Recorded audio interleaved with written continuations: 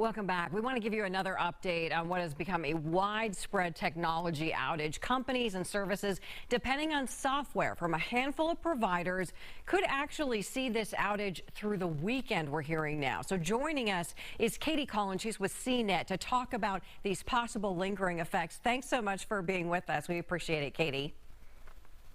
Thank you for having me.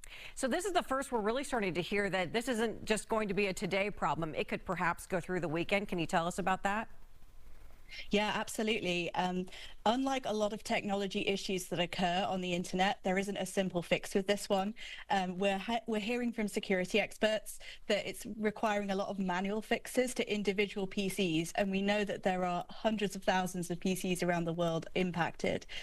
Not only on the tech side, but the flight delays that we've seen are going to continue to have an impact in the days to come, whether that's people who are having to reorganize their holidays or cancellations and delays that are continuing.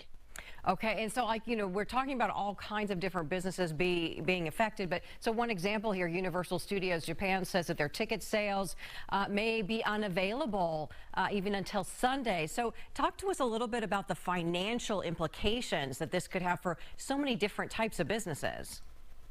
Yeah, absolutely. I mean, one of the first things that happened this morning was the London Stock Exchange went down, and we saw a direct, immediate impact on the markets, with a number of companies feeling the impact immediately. That's going to continue to kind of play out, not only in terms of ticket sales, also, as I said, kind of in terms of flights. A lot of the airlines that have been impacted are having to provide ways that people are able to change their flights for free, and that's going to continue to have an impact on their bottom line.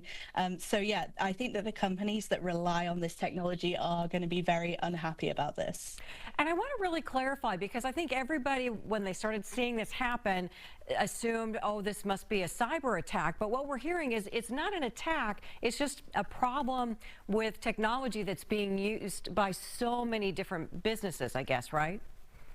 Yeah, that's right. There was a lot of speculation online before we had any confirmation from Microsoft this morning about what actually caused this attack. And, you know, fair enough, there have been some really big cyber attacks that have impacted businesses and the internet before. Not in this case, though. We are seeing this kind of update that CrowdStrike pushed out to Windows computers around the world, and it contained a fault, which just goes to show how vulnerable our technology really is. Yeah, absolutely. And are there steps being taken that you're aware of to try and resolve this? Yeah, so CrowdStrike seems to be really on it in terms of coordinating with all of their customers. Microsoft are communicating as well. I was actually really impressed with how quickly the US airlines managed to sort out their issues this morning, because when I woke up over here in Europe, American Airlines, Delta Airlines, and United had all grounded all of their planes. And I think by the time that most people in the US woke up, they'd actually managed to resolve a lot of those problems. There are still delays and cancellations, but they've managed to get things kind of going again. Yeah, okay. Katie Collins with CNET, thanks so much for taking the time to help us understand what's happening here. We really appreciate it. Thank you.